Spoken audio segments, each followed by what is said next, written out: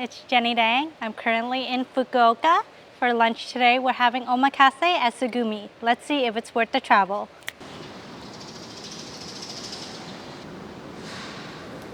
Tsugumi is the passion project of chef owner Nagasugi Inoi, who grew up in Kurume, Fukuoka Prefecture. After spending a decade honing his craft in Kyoto and Tokyo, Chef Inoi returned to his roots to open Tsugumi. True to the restaurant's name, his philosophy is about preserving and passing down flavors, not just cooking food. The menu changes with the seasons, 4 times a year, each thoughtfully crafted to highlight the best local ingredients. When I visited in June, wild game hunted right here in Fukuoka took the center stage. Wild duck. This is the wild pork. The wild deer.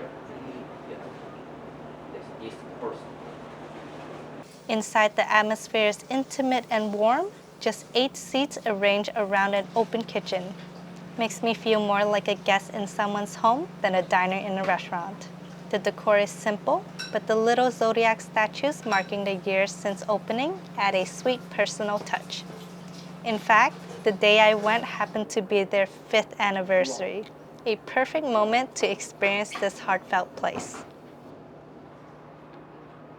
Now, let's enjoy Tsugumi's 11-course omakase.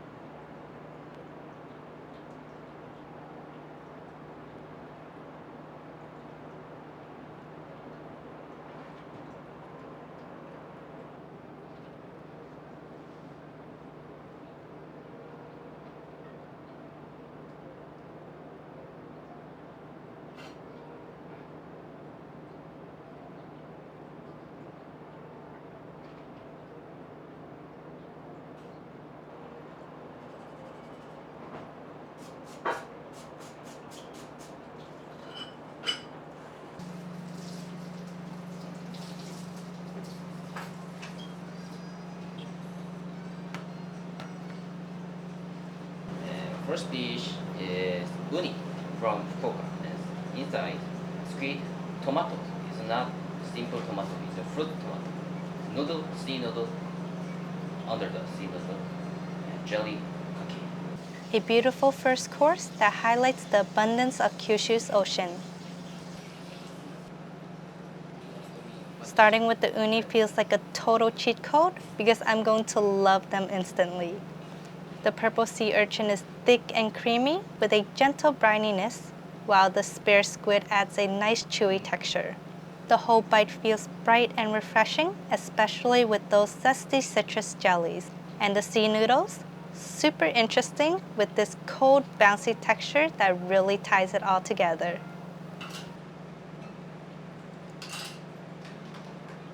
Shimaji, island inside, nira, and shiso, sprinkled shiso.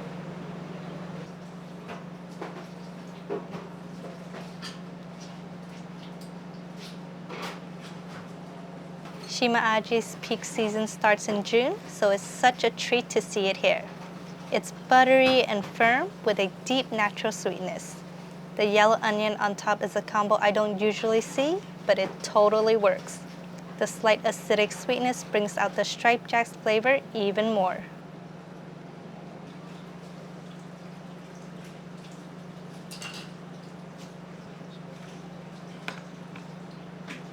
Next dish, horse meat. Horse meat tartar. Inside, this tartar inside rakgyo. And this is a leaf sushi.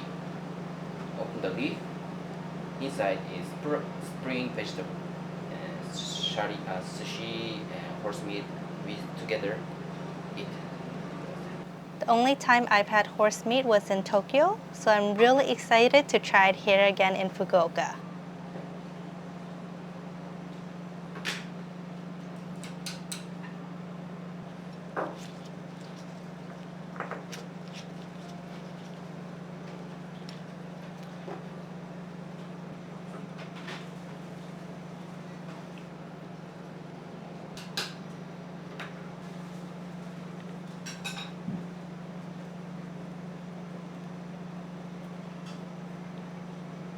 The horse meat is tender with a bit of a firm bite. The flavor is pretty mild with just a touch of gaminess, and the fluffy rice with those sour pickled spring vegetables really balance it all out.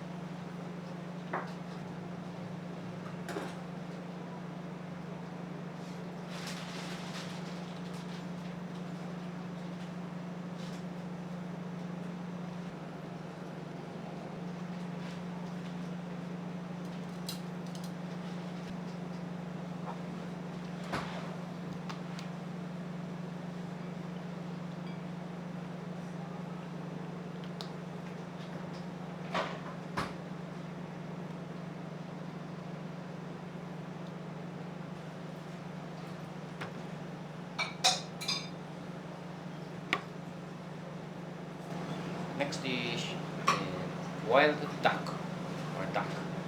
And this is not not shooting, only catching or netting under the burdock sauce, and onion and soba bean.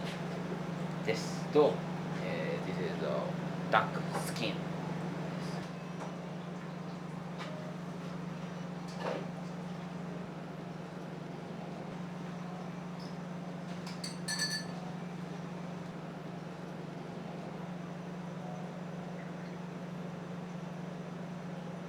Beautifully cooked wild duck.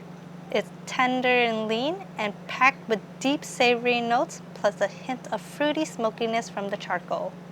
Also, that earthy burdock sauce paired with the onions just pulls everything together nicely.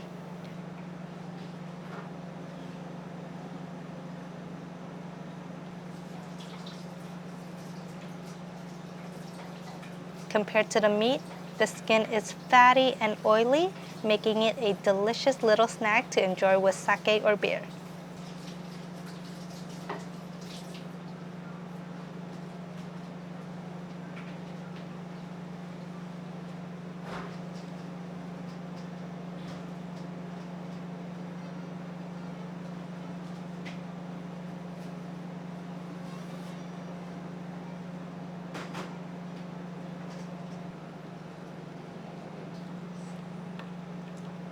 Next dish is kind of dumpling.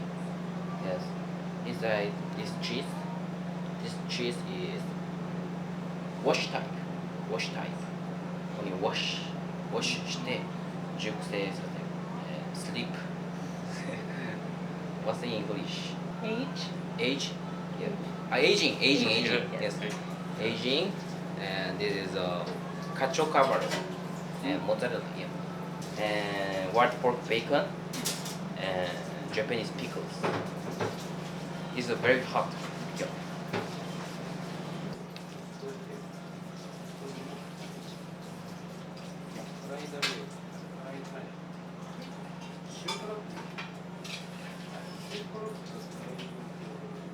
This is such a satisfying bite. It's ooey, gooey, chewy, and warm, rich, salty, and sharp. Kind of unexpected to see a Nagano specialty here, but it actually fits perfectly with their philosophy and the cozy, heartwarming vibe of this place.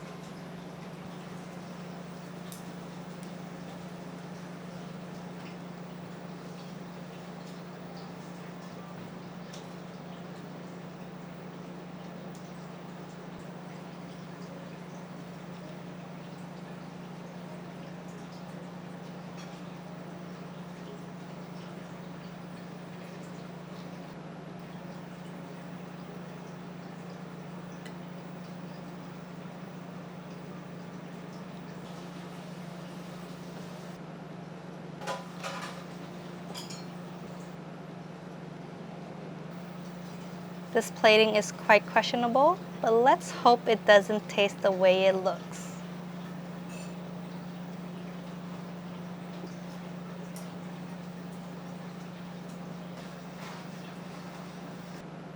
Not gonna lie, when I was browsing the photos on TableCheck, I was pretty hesitant to come here.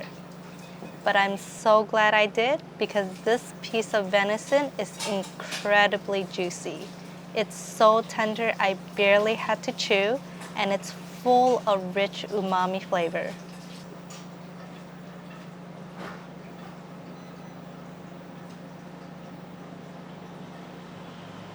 I love it even more with the yuzu kosho. It adds this delicious citrusy heat. I'm slowly but surely learning not to judge a book by its cover.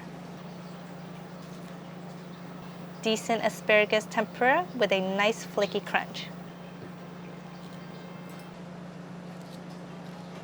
Ooh, freshly fried, another nice crispy one.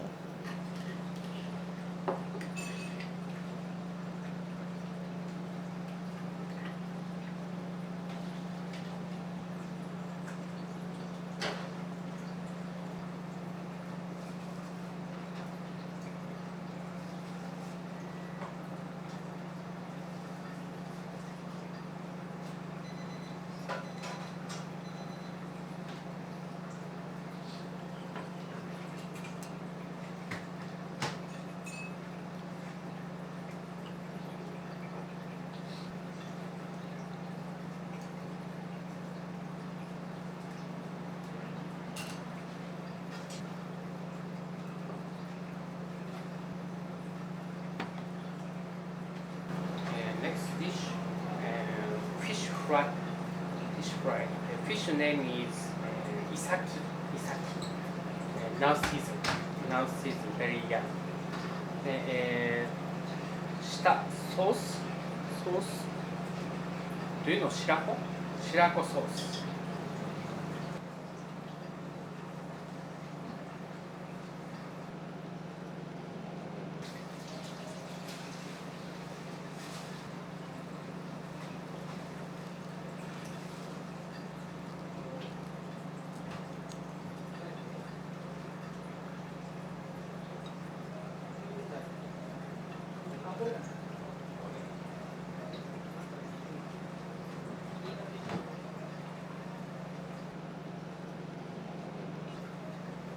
Perfectly fried isaki, I want to call it medium rare. It's got a crispy outer layer, flaky edges, and a soft meaty center with a buttery umami sweetness. The milk sauce didn't have much flavor, but the coldness does kind of work with the warm tempura.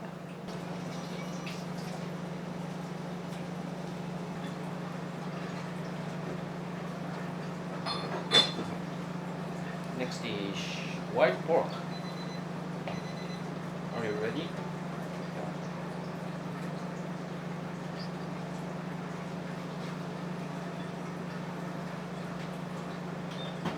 White pork, meatball にして、fried and grilled.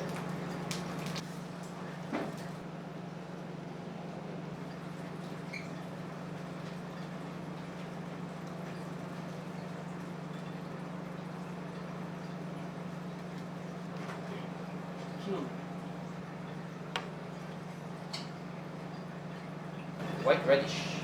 White radish is from deer soup. で、white radish 炊いて、boil and grill. Green color is pressed on, and white color is onion pickles.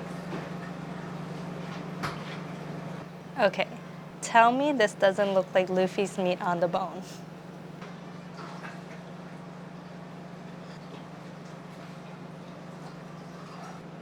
Tempura is all about that fluffy crispiness, but this katsu breading brings a nice crunch instead. The minced boar has a nice bouncy texture, but the overall flavor is pretty mild.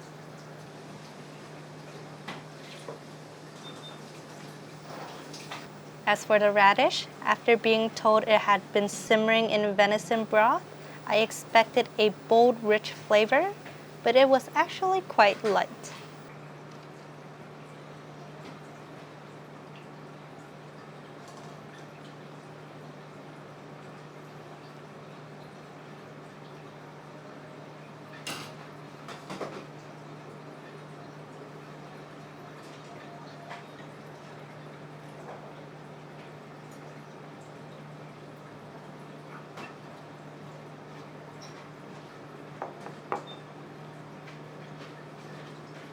rice.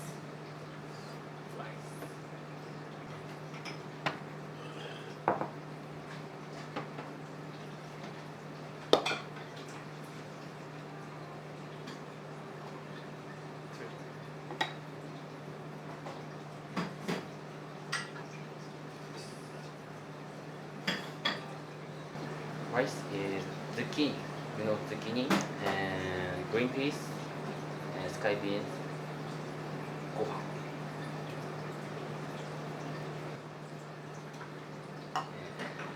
Beef.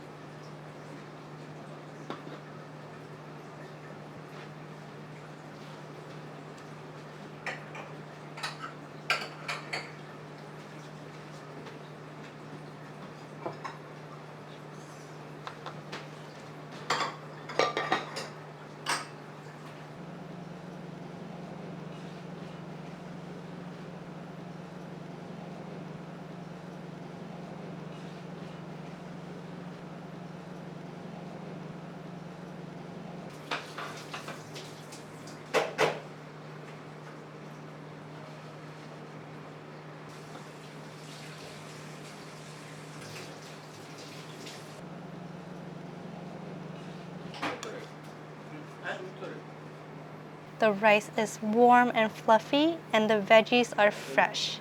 The fava beans have that good starchy bite, and the zucchini is soft and tender. The jerky is almost overly rich and salty, but it's so satisfying with the rice. I've always loved Menntico, and it's actually one of the reasons why I chose to visit Fukuoka. I wanted to try right where it originated, so I'm super excited to finally have it here for the first time. This is exactly why I love spicy cod roll. It has that unique chili savoriness with just a hint of briny saltiness. And it goes so well with white rice. Next, soba. Dango. Tsukune. Tsukune is duck. Meatball. Meatball. あと、何そう、砂ずり。砂ずり。Spring vegetable. Spring vegetable is warabi.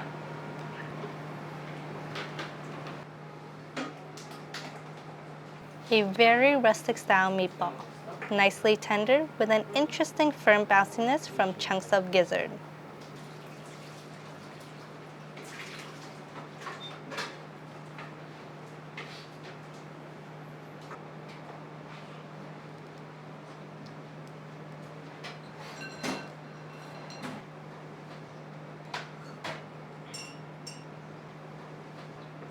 Ooh, the broth is so flavorful, with a deep umami duck essence that just clings onto the soft soba noodles beautifully. And after finishing the soba, they added what I guess is hot water to the bowl, so it dilutes the broth just enough to make it more like a soup, and super yummy to drink. This is the first time seeing mochi made in person, and it's such an awesome sight to watch.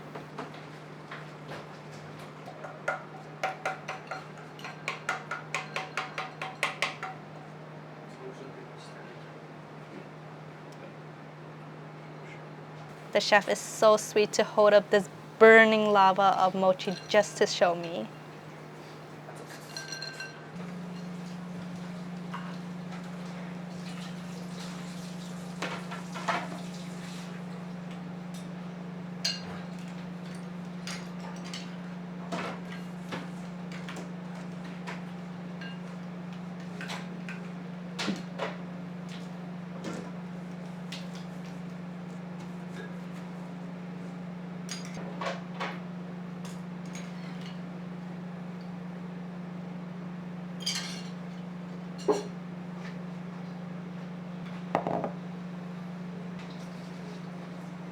You know warabi mochi?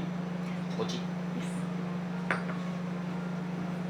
Inside is brown sugar from Fukuoka.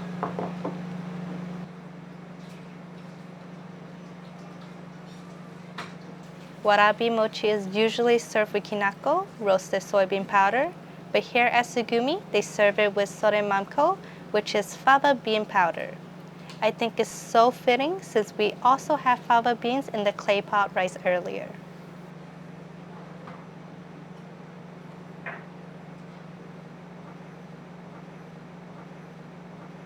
Gorgeous traditional dessert.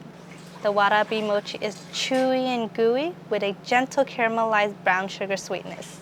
The fava bean powder adds a light nuttiness, not as rich as kinako, but its subtlety pairs beautifully with the mochi. A perfect ending to this heartfelt meal, especially with a cup of gyukuro tea.